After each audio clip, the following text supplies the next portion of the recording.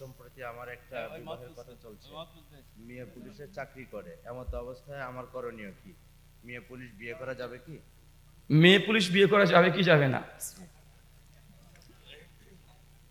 আচ্ছা, আমার আগে আপনারা বলেন তো কি যাবে কি যাবে না? হ্যাঁ, তো সকলে তো আপনারাই জানেন। মেয়েদের বাড়ির বাইরে কাজ নয়, মেয়েদের বাড়ির ভেতরে কাজ। মেয়েরা হচ্ছে পুলিশ তৈরি করার কারখানা। নিজের যে সন্তান আছে সেই সন্তানটাকে ভালো আর্মি ফোর্স তৈরি করবে, এই জন্য মেয়েটাকে বাড়িতে, উনি কারখানা, উনি মাল তৈরি করবেন, উনি বাইরে মাল হয়ে বিক্রি হয়ে ঘুরে বেড়াবে না। কথা মনে বুঝতে পারলেন না? মেয়েরা কি কারখানা, এরা প্রোডাক্ট তৈরি করবে। কি করবে? প্রোডাক্ট তৈরি করবে। 3-4টা ছেলে থাকবে, একটাকে ডাক্তার, একটাকে মাস্টার, এগুলো তৈরি করবে বাড়িতে সময় দিয়ে, ওরা ওই কাজগুলো করবে। পুরুষের দায়িত্ব বাড়ির বাইরে, মেয়ের দায়িত্ব কোথায়? বাড়ির ভেতরে। সূরা আহজাব আয়াত নম্বর 33 স্পষ্ট আল্লাহর নবী আলাইহিস সালামের স্ত্রী আমাজান আয়েশা, তার মতো জ্ঞানী মহিলা আপনার মেয়ে? হ্যাঁ, তা আল্লাহর নবী চাইলে তো বলতে পারতেন যে আয়েশা তুমি তো খুব ভালো পারদর্শী, তুমি যাও, তুমি একটু মানে বাড়িতে মানে অন্য সাবজেক্ট বাদ দেন, তুমি হাদিস পড়ায়ও। বলতে পারতেন কি পারতেন না? কথা বলে বলেছে না, তুমি বাড়ির ভিতরে থাকো, তোমার কাছে মানুষ যখন আসবে, এলাকার মেয়েরা আসবে, তাকে হাদিসগুলো বলে দিবে। আল্লাহ নবী স্পেশাল ভাবে পাঠায়নি যে তুমি সিরিয়ায় যাও, তুমি অমুক জায়গাতে যাও, ফাতেমা তুমি তো অনেক জ্ঞানী, তুমি অমুক জায়গা থেকে দাওয়াতি কাজ করো, বলেছে না। ইসলামে পরিষ্কারভাবে ডিফেন্সের যে অমুসলিম রাষ্ট্র বা যেখানে ইসলামিক খেলাফত নেই, সেই সব রাস্তায় মেয়েদের জন্য চাকরি করা বৈধ না। নার্সের চাকরি বৈধ হতে পারে শর্ত সাপেক্ষে। কিভাবে? যদি সেই হসপিটালটা পুরোটা মেয়েদের দ্বারা পরিচালিত হয়, মেয়েরাই প্রেসিডেন্ট, মেয়েরাই ডাক্তার, তাহলে এই হসপিটালে আপনার মেয়েকে ডাক্তারি পড়িয়ে তাকে ওই হসপিটালে পাঠানো, এটা অনেক সওয়াবের কাজ হবে। কি হবে বলেন তো ভাইজান? কিন্তু রাত্রেবেলাতে 12টা থেকে আপনার মেয়ের ডিউটি, রাত 12টা থেকে সকাল 8টা পর্যন্ত ডিউটি, 4জন ছেলে বেসেফ আছে আর আপনার মেয়ে একাই আছে, ডিউটি করবে রাত্রিবেলাতে। কি করবে? পাহারা দিবে। আছে না ভাইজান? ইন্ডিয়ান নেভি 2018 সাল 12 ফেব্রুয়ারি টাইমস অফ ইন্ডিয়া পৃষ্ঠা নম্বর 26 একটা নিউজ ছাপিয়েছে।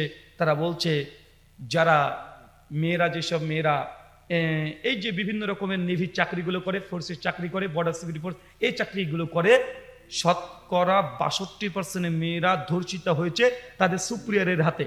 এটা ইন্ডিয়ান রিপোর্ট। এবার আপনি দেখেন, আর রিপোর্ট দেব বাংলাদেশের রিপোর্ট।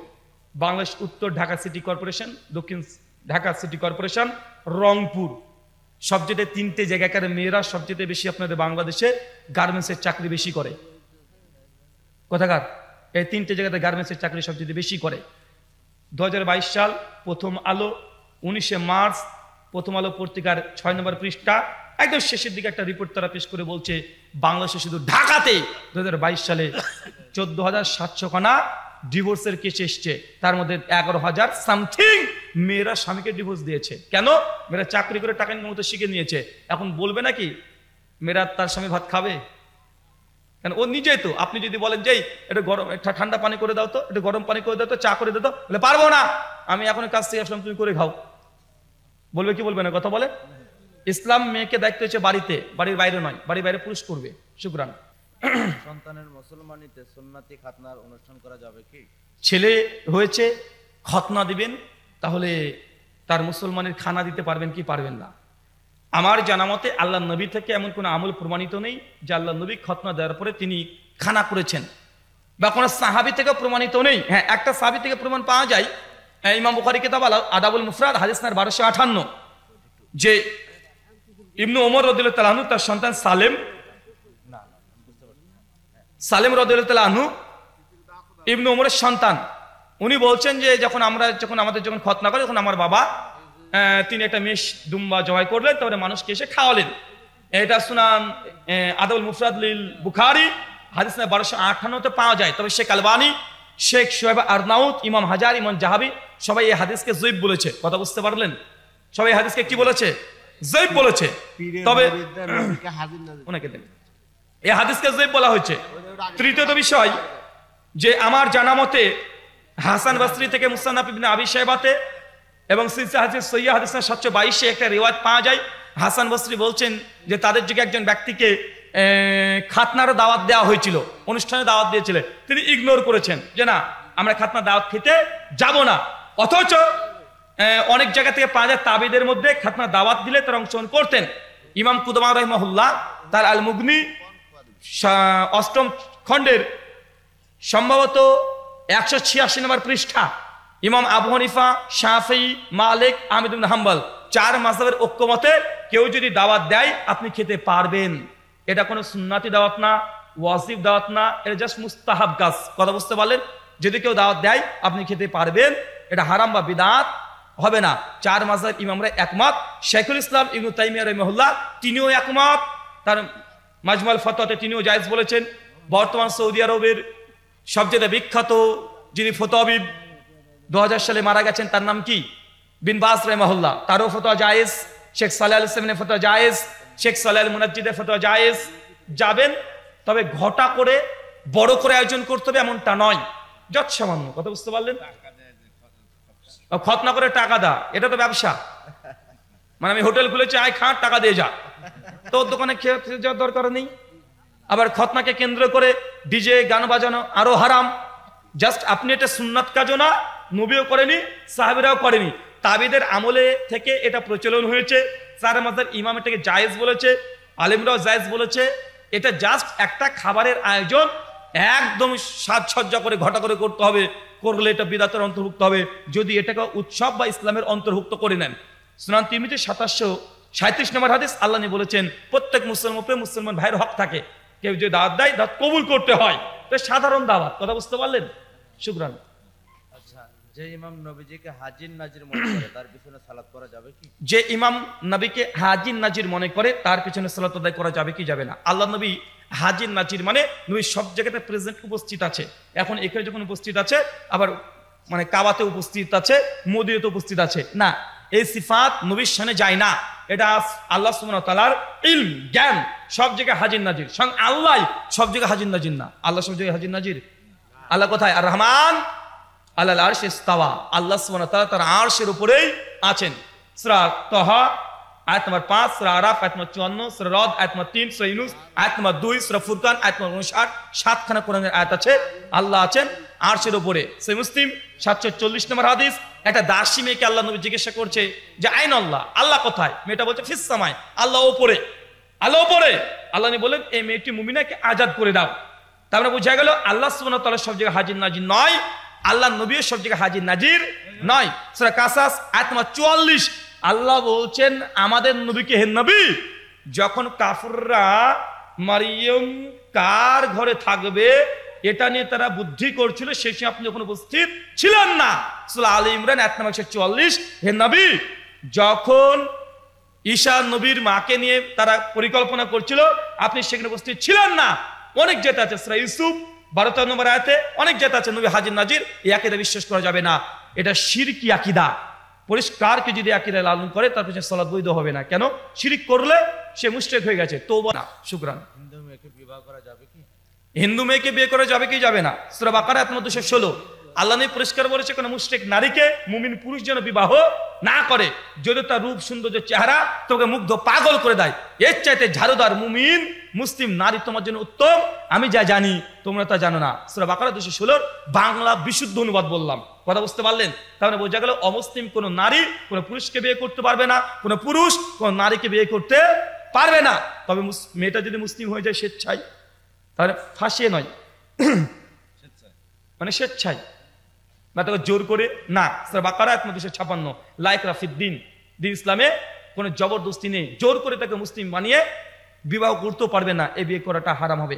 তাকে যদি ফাঁসানোর চেষ্টা করেন, পরিকল্পনা করেন বা বিভিন্নভাবে ছলে বলে কৌশলে করেন, আল্লাহ বলছেন যে ব্যক্তি প্রতারণা করে ফালাইসা মিন্নি, সে আমাদের দলভুক্ত না। স্বেচ্ছায় যদি ইসলাম গ্রহণ করে, মুসলমান, নামাজ রোজা করছে, এখন আপনি বিয়ে করতে পারবেন। শুকরান। জোহরের 4 রাকাত ফরজের মতো পড়া যাবে কি? জোরে 4 রাকাত সুন্নাত ফজর মানে ফরজ নামাজের মধ্যে পড়তে পারবেন কিনা? না। সালাতুল লাইল মাসনা মাসনা, সালাতুল নাহার মাসনা মাসনা। আল্লাহ বলেছেন রাতে নফল সালাত, দিনে নফল সালাত 2 রাকাত 2 রাকাত করে। সুনান তিরমিজি হাদিস নাম্বার 621। এক মহিলার স্বামী মারা গেছে, মহিলা নাকের ফুল খুলে খোলা জায়েজ হবে কি? এক মহিলা নাকের ফুল খুলেছে, মানে মারা গেছে তার স্বামী, নাকের ফুল খুলতে পারবে কি পারবে না? সুনান আবি দাউদ এবং সুনান নাসের হাদিস, কোন মেয়ের যদি স্বামী যদি মারা যায় তাহলে সে অতিরিক্ত সাজসজ্জা করতে পারবে না। কি করতে পারবে না? অতিরিক্ত সাজসজ্জা, মানে এক্সট্রা নেকলেস পরা বা আনুষঙ্গিক যে জিনিসগুলো পরে না সাজসজ্জা, রঙ্গরঞ্চের বিভিন্ন রকমের শাড়ি কাপড়, এই অতিরিক্ত সাজসজ্জা করতে পারবে না। সাধারণ যদি একটা নাকমাচির ছোট ফুল থাকে সঙ্গে সঙ্গে খোলার প্রয়োজন নেই, কবরে চলে যাবে, দাফন হয়ে যাবে, এমনি খুলে রাখতে পারে।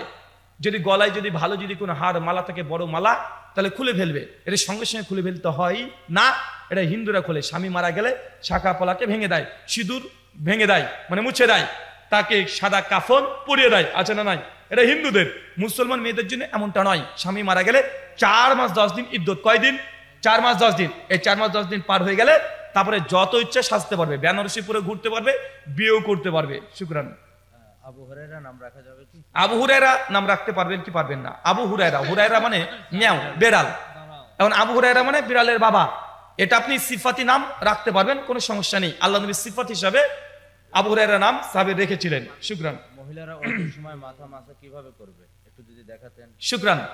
দুটো ঘোষণা। এক, আচ্ছা এই শেষে একটা প্রশ্ন, মেয়েরা মাথা মাসা করার নিয়মটা, মেয়েরা মাথা মাসা কিভাবে করবে? হ্যাঁ একটু দেখাই। মেয়েদের মাথা মাসা শুধুমাত্র এখান থেকে এত দূর গেলেই হবে, এত দূর। আর তারপরে পূর্ণ চুল থেকে যদি যদি হাত দিয়ে নিয়ে নাই আপত্তি নেই, তবে এখান থেকে এত দূর পর্যন্ত তার জন্য ওয়াজিব। যে পুরুষরা এইভাবে এখান থেকে এইভাবে নিয়ে আসছে এতটুকু, তারপরে গোটাটাকে একবার করে হাত দিয়ে শুধু নেড়ে নিবে, ভিজিয়ে ফেলতে হবে এমন নয়।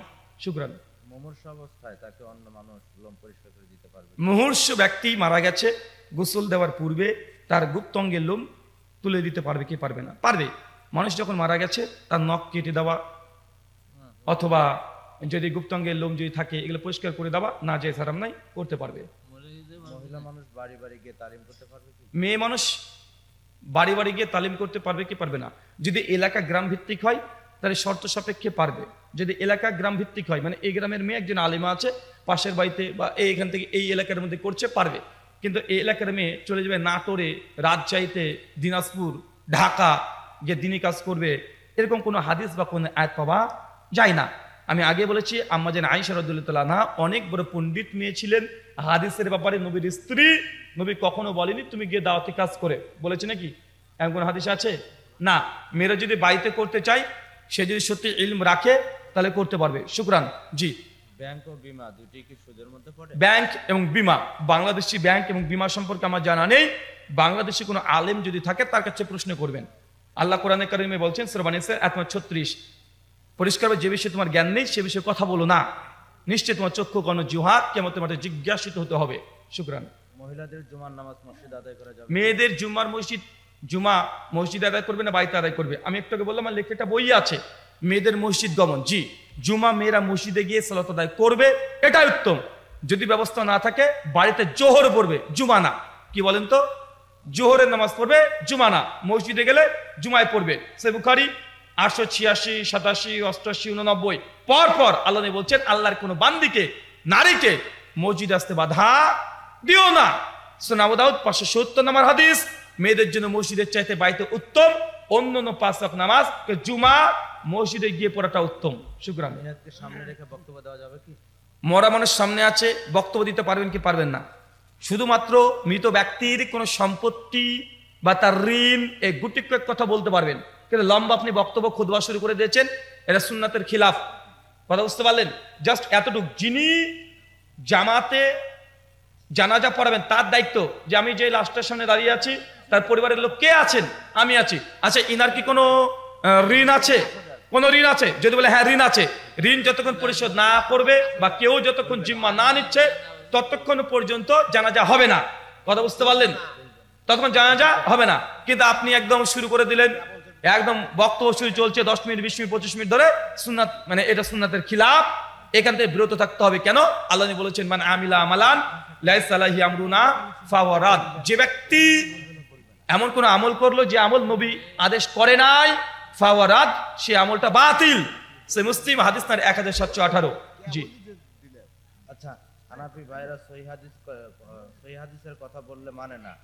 আমরা আমার প্রশ্ন হলো আমাদের আর তাদের হাদিসের মধ্যে পার্থক্য কি? হানাফি ভাইদেরকে সহি হাদিসের কথা বললে তারা মানে না। আমাদের এবং তাদের হাদিসের মধ্যে পার্থক্য কি? হাদিসের মধ্যে কোনো পার্থক্য নাই। কথা বুঝতে পারলেন? হাদিসের মধ্যে কোনো পার্থক্য নাই। তারা হাদিসের চাইতে গুরুত্ব দেয় মাযহাবকে। কাকে বেশি গুরুত্ব দেয়? হাদিসের চাইতে মাযহাবকে বেশি গুরুত্ব দেয়। হাদিসের চাইতে হুজুরকে বেশি গুরুত্ব দেয়। হাদিসের চাইতে পীরকে বেশি গুরুত্ব দেয়। এই জন্য সমস্যা। আমাদের ডাইরেক্ট কথা একদম প্রথমে বলেছি, এখনো বলছি, ডাইরেক্ট কোরআনে কি আছে, হাদিসে কি আছে, ওটাই বলবো, ওটা আমল করতে হবে, বাড়াবাড়ি করা চলবে না। কথা বুঝতে পারলেন না ভাইজান? তো তাদের সমস্যা না, ইসলাম মানতে হলে মাযহাব মানতে হয়, পীর মানতে হয়, তরিকত, হাকিকত, মারিফত, মাজার, কবর, দরগা, দুর্গা সব তাদের লাগে না, সব লাগে ভাই। আমাদের সব দরকার হয় না। ইয়াকা না'বুদু ওয়া ইয়াকা নাস্তাইন, আল্লাহ আমি তোমারই ইবাদত করি, তোমার কাছে যাই। মাঝখানে কোনো বান্দা যদি চলে আসে এটা শিরক হয়ে যায়। বলেন তো বৃষ্টি আকাশ থেকে কে দেয়? এই বৃষ্টির দায়িত্ব কোন ফেরেশতার? মিকাইল। এখন যদি বলে এ মিকাইল একটু পানি দাও, কি হবে? হ্যাঁ, তো পীরের কাছে ছেলে যান যে মিকাইলকে তো আল্লাহ দায়িত্ব দিয়ে দিয়েছে, তো তোমারই কাজ, তুমি কি করবা? বৃষ্টি দিবা। ডাইরেক্ট যদি মিকাইলের কাছে যান কি হবে? শিরক হবে না? তো আপনার পীর সাহেব ছেড়ে দিবে, আপনার চাকরি দিবে, রিজিকের মালিক আপনার পীর সাহেব না আল্লাহ? তা আপনি তার কাছে চাচ্ছেন যে? শুকরান। কোরআনের সাথে রাজনীতির কোনো সম্পর্ক আছে? কোরআনের সঙ্গে রাজনীতি কোনো সম্পর্ক? রাজনীতি কি?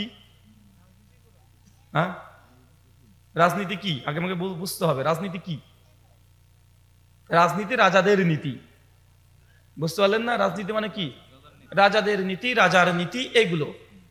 এখন যদি বলেন কোরআনের সঙ্গে রাজনীতির সম্পর্কে, কোরআনে অনেক জায়গাতে আছে। নবী ইউসুফ আলাইহিস সালাম রাজত্বে ছিলেন, নবী সুলাইমান তিনি দেশের রাজা ছিলেন কি ছিলেন না? কথা বলেন। সঙ্গে আল্লাহ নবী মক্কা মদিনা তিনি রাজত্ব চালিয়েছেন, তিনি খলিফা ছিলেন। আবু বকর খলিফা, ওসমান খলিফা, আলী খলিফা। ইসলামী সমাজতন্ত্রে আলাদা। ইসলামী মানে ইসলাম গোটাটাই আল্লাহ সুবহানাহু ওয়া তাআলা কোরআনে কারিমে জানিয়ে দিয়েছেন, পবিত্র কোরআন সূরা আল ইমরান আয়াত নম্বর 19, ইন্নাদ দীনা ইনদাল্লাহিল ইসলাম। ইসলাম হচ্ছে একমাত্র আল্লাহর কাছে জীবন ব্যবস্থা। ইসলাম ছাড়া যত তন্ত্র মন্ত্র আছে সবগুলো শিরক। সূরা আল ইমরান আয়াত নম্বর 85, ইসলাম আল ইয়াম আকমালতু লাকুম দীনাকুম। ইসলাম হচ্ছে কমপ্লিট কোড অফ লাইফ। সূরা মাইদা আয়াত নম্বর 3, ইসলাম অন্য ধর্মের মতো না। ইসলাম অন্য ধর্মের মতো না। ইসলাম দিয়ে রাষ্ট্র চলে, ইসলাম দিয়ে পরিবার চলে, ইসলাম দিয়ে সমাজ চলে। আল্লাহ নবী চলন্ত গোটা মক্কা মদিনা চালিয়ে দেখিয়েছে। সৌদি আরবের সংবিধান কি? সৌদির সংবিধান কি? কি বলেন? বাংলাদেশে ব্রিটিশ ল চলে, ইন্ডিয়াতে ব্রিটিশ ল চলে। সৌদির ল কি বলেন? আল কোরআন, শরিয়া ল। তো শরিয়া ল কোথা থেকে এসেছে? কোরআন আর হাদিস। তার নাম বুঝে গেল ইসলামী দিয়ে গোটা রাষ্ট্র চালানো যায়। এখন এটাকে যদি বলেন রাজনীতি, বা এটাকে যদি যা মন চায় তাই নাম দেন, ইসলাম দিয়ে গোটা রাষ্ট্র চালানো যায়। এখন এটার নাম যা দেবেন তাই। ইসলাম কমপ্লিট কোড অফ লাইফ, এটা সিস্টেম এ টু জেড সবকিছু আছে এতে। শুকরান। কোন সহিহ আকীদার ইমাম বেনামাজি ছেলে মেয়ে বিবাহ করাতে পারবে কি? হ্যাঁ, আবার বলেন। কোন সহিহ আকীদার ইমাম বেনামাজি ছেলে মেয়েকে বিয়ে করাতে পারবেন কি পারবেন না? হিন্দুদের বিয়ে করাতে পারবেন? হ্যাঁ, দুজন যদি বেনামাজি হয়, আপনি কেন তাকে কেন আপনি মানে বিয়ে পড়াতে কেন যাচ্ছেন? আমি এই কথা বলি না যে নামাজ, শোনেন, নামাজের দুটো অংশ। এক, যে একবারে নামাজকে অস্বীকার করেছে সে কি? কাফের। আর যে মাঝে মধ্যে নামাজ পড়ে, মাঝে মধ্যে ছাড়ে, এ ফাসেক, জালেম। এর বিয়োগ যে সহিহ আকীদার আলেমের পড়াটা উচিত নয়। ওই বিয়ে পড়াবেন, হুজুর লাগবে কেন? হুজুরের দরকারও নেই, হুজুর দিয়ে বিয়ে পড়ানোর দরকার নেই। ওর মতনই ফাসেক যে আছে, একটু কোরআন পড়তে পারে, হাদিস পড়তে পারে, তাকে পাঠিয়ে দিবেন যে তোর বিয়ে তুই পড়া। যে কোয়ালিটির সে সেই কোয়ালিটির। কথা বুঝতে পারলেন? অনেকে বলে যে হুজুর বেনামাজি, তার জানাজা করা যাবে? আচ্ছা, যাবে। কে জানাজা পড়বে? আপনি না, যে বেনামাজি সে। কথা বুঝতে পারলেন ভাইজান? বলছে ভাইজান বিড়ি যে খায় তার পিছনে নামাজ হবে? আচ্ছা, হবে। যে গাঞ্জা খায় তার, যে কোয়ালিটি সেই কোয়ালিটি হবে। আপনি একটা ছোট্ট উদাহরণ দিয়ে বুঝতে পারেন। বলেন তো ভাইজান, আপনাদের গ্রামের মানুষ যাবেন চিটাগাঙ্গে। কোথায় যাবেন? চিটাগাঙ্গে। গ্রামে 50 জন মানুষ বাসে চেপেছেন, তসবি নিয়ে, সব হাজি গাজি মানুষ, অনেক পরেশগার। চিটাগাঙ্গে যাবেন, হ্যাঁ, তসবি টিপে গাইতে উঠছেন, সব পরেশগার। 50 জন সবাই ভালো, ড্রাইভার যদি মাতাল হয় কি কি হবে? ওই যে মাঝখানে কি একটা নদী আছে, যমুনা আছে না, ওটা চিটাগাং যাবে না, যমুনার নিচে ফেলে দিবে আপনাকে। তাই ড্রাইভার তাকে ভালো হতে হবে। ড্রাইভার যদি এইসব জিনিস করে মুসিবত, এ মাতাল দিয়ে কাজ হবে না। শুকরান।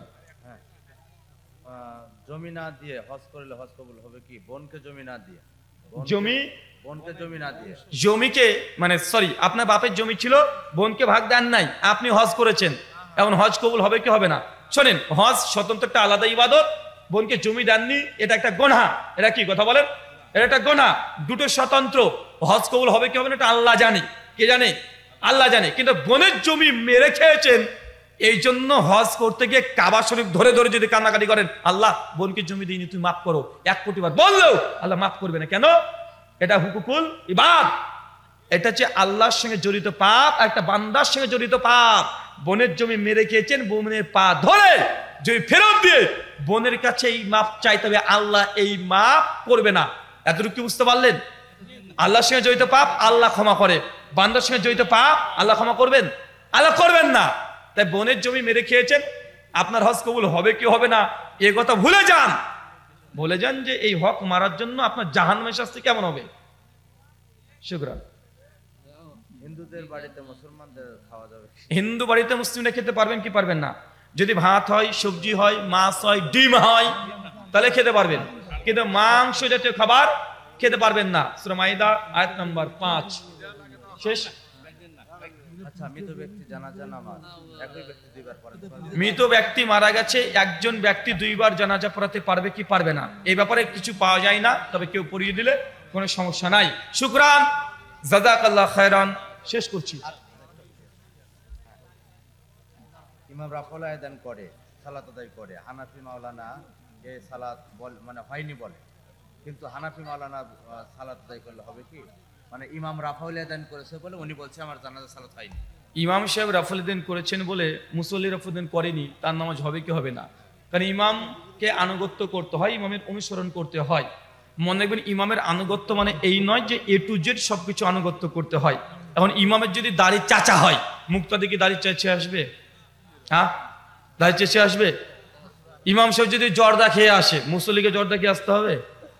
ইমামের আনুগত্য কোথায়? হাদিসে আছে, 1 ইমামের আগে রুকু করা যাবে না, 2 ইমামের আগে সিজদা করা যাবে না, 3 ইমামের আগে সিজদা দিয়ে পিঠ উঠানো যাবে না, 4 ইমামের আগে সালাম ফেরানো যাবে না। এই 4টে জায়গায় ইমামের আনুগত্য, বাকি কোনো জায়গায় ইমামের আনুগত্য যদি নাও হয় কোনো সমস্যা নেই। কিভাবে চাচা? আত্মীয়াতুর উপর থেকে আপনি আত্মীয়াতু পড়ছেন, ইমাম সাহেব পড়ে কি পড়ে না? ইমামও মনে মনে পড়ছেন, আপনিও মনে মনে পড়ছেন, যদি আপনার আগে চলে যায় যেতে পারে কি পারে না? কথা বলেন, যেতে পারে না? ইমাম সাহেব দেখা যাচ্ছে রুকুতে গিয়ে রুকুর তাসবিহ 5 বার পড়েছে, কিন্তু আপনি এত জোরে পড়েছে 7 বার হয়ে গেছে, হতে পারে কি পারে না? তাই ইমামের আনুগত্য প্রথম থেকে শেষ পর্যন্ত হয় না, শুধু 4টে জায়গাতে ইমামের আনুগত্য হয়, রুকু সিজদা, রুকু সিজদা থেকে ওঠা, রুকু থেকে ওঠা আর সালাম ফেরানো। বাকি জায়গাতে সুন্নাত মুস্তাহাব, ইমাম করলো কি করলো না দেখার দরকার নেই, সুন্নাত জানলে আপনি করবেন, এটা চূড়ান্ত শেষ কথা। শুকরান। ইসলামী জালসায় মেলা দিলে এটা মেলা কি হালাল না হারাম? মিশকাত হাদিস নাম্বার 786, আল্লাহ নবী বলেন সবচেয়ে নিকৃষ্ট জায়গা বাজার আর সবচেয়ে উত্তম জায়গা মসজিদ। এখন ইসলামী জলসাতে যদি ঘটা করে কৃত্রিমভাবে যদি ক্ষণস্থায়ী একদিনকে যদি দোকান করেন আর সেখানে নারী পুরুষ অবাধ মিলেমিশে হয়, তাহলে আপনারা বলেন ছেড়ে দেন, ছেড়ে দেন, ছেড়ে দেন, চলবে। যদি সেখানে কোনো বিশৃঙ্খলা ঘটে, নারী পুরুষের অবাধ মিলামেশা হয়, কমিটির পক্ষ যদি মানে সেটাকে সঠিকভাবে নিয়ন্ত্রণ করতে না পারে, তাকওয়া, যে তোমার সৎ কাজে সহযোগিতা করো, মন্দ কাজে সহযোগিতা করো না, মন্দ কাজে সহযোগিতা করলে গুনাহ হয়। সূরা মাইদা আয়াত নাম্বার 2। অতএব বুঝা যাচ্ছে যে কৃত্রিম ভাবে দোকান বসতে দিবেন না। কথা বুঝতে পারলেন? সর্বোচ্চ ইসলামী বইয়ের দোকান, জায়নামাজের দোকান বা তসবিহ এই যেগুলো আছে ইসলামের সঙ্গে কানেক্টেড, সেইগুলো কেবলমাত্র বিক্রি করতে দিতে পারবেন। একদিন খাওয়া দাওয়া মানে ঘটা করে সবকিছু করে দিচ্ছে, নাগরদুল্লাহ, এগুলো বাড়াবাড়ি। তসবিহ, এই তসবিহ বলতে হবে? আচ্ছা, আর দেন না, আর কিছু দেন না। তসবিহ দানা দিয়ে তসবিহ করা বিদআত হবে কি হবে না? আমার জানা মতে, যতটুকু আমার গবেষণা, আল্লাহর নবী তসবিহ তিনি করেছেন এমন কোনো প্রমাণ নাই। সুনান আবু দাউদ 1500 নম্বর হাদিস, সাদ বিন আবি ওয়াক্কাসের সূত্রে রিওয়ায়াত করা আছে, আল্লাহ নবী একদিন যাচ্ছিলেন, একটা মেয়ে দেখছে বিচি গুনছে খেজুরের। তো আল্লাহ নবী তখন বললেন, তোমাকে কি এর চেয়ে ভালো জিনিস শিখিয়ে দিব? তারপর আল্লাহ নবী কিছু দোয়া শিখিয়ে দিলেন। তো আল্লাহ নবী এখানে একজন মেয়েকে তসবিহ গণনা করতে দেখেছে, কিন্তু নবী তাকে নাজায়েজও বলেনি, হারামও বলেনি, নিষেধও বলেনি। এই জন্যই ইমাম ইবনে তাইমিয়া, ইমাম শাওকানি রাহিমাহুল্লাহ, শেখ সালেহ আল ফাওজান সহ অনেক ইমামগণ বলেছেন, কেউ যদি তসবিহ গণনা করে এটা বেদাত হবে না। তবে সুনান আবু দাউদ 501 নম্বর হাদিস, আল্লাহ নবী বলেছেন, তোমরা হাতের আঙ্গুলি দিয়ে তসবিহ করো, কারণ এই হাতের আঙ্গুল কিয়ামতের মাঠে সাক্ষী দেবে। তাই কোনটা দিয়ে তসবিহ করব? হাত না তসবিহ দিয়ে? হাত দিয়ে করা কি? হাত দিয়ে করা কি? সুন্নাত। হাত দিয়ে করাটা সুন্নাত। আর কেউ তসবিহ মালা দানা টেপে, এটা বেদাত হবে না। কেন? কারণ তসবিহটা ইবাদত না, তসবিহটা করা হচ্ছে ইবাদতের মাধ্যম। মাধ্যম কখনো বেদাত হয় না। মাইকে আজান দেওয়া, আজান দেওয়া ইবাদত। মাইকটা কি? মাধ্যম। এখন মাইক দিয়ে আজান দিয়ে কি বেদাত বলবেন? না। কোরআন পড়া ইবাদত, কিন্তু রেহেলের উপরে কোরআনটা রেখেছেন, এখন কি এর রেহেলটা বেদাত হবে? কেন? কারণ রেহেলটা ইবাদত করার জন্য মাধ্যম। তো তসবিহ, এই গণনা করা, সুবহানাল্লাহ, আলহামদুলিল্লাহ, এগুলো ইবাদত। কিন্তু আপনি কিসে করছেন? এটা ইবাদতের উপকরণ। উপকরণ কখনো বেদাত হয় না। এটা আহলে হাদিস জমহুরদের এটাই মত। আর সুনান আবু দাউদের হাদিস অনেক মুহাদ্দিসগণ সহিহ বলেছেন, শেখ সোহাইব আরনাউত সহিহ বলেছেন, ইমাম হাজার, ইমাম জাহাবি, ইমাম মুনজুরি, ইমাম নওয়াবী, প্রায় 14 জন মুহাদ্দিস এই হাদিসকে সহিহ বলেছেন, যেটা আল্লাহ দেখেছেন তসবিহ করতে, বাধা দেন নাই। এই হাদিস কথাকে বুঝতে পারলেন? অনেকে বলেন যে না, হাতে আঙ্গুলে যে তসবিহ করলে এটা লৌকিকতা চলে আসবে, শিরক হয়ে যেতে পারে, শিরকুল রিয়া হতে পারে। এই সরি, তসবিহ গণনা করলে, বা ওটা হাতেও হতে পারে, হতে পারে না? নামাজ পড়তে হতে রিয়া চলে আসে। তার জন্য এই মানে ঠুনকো জিনিস দিয়ে বেদাত বলা উচিত নয়।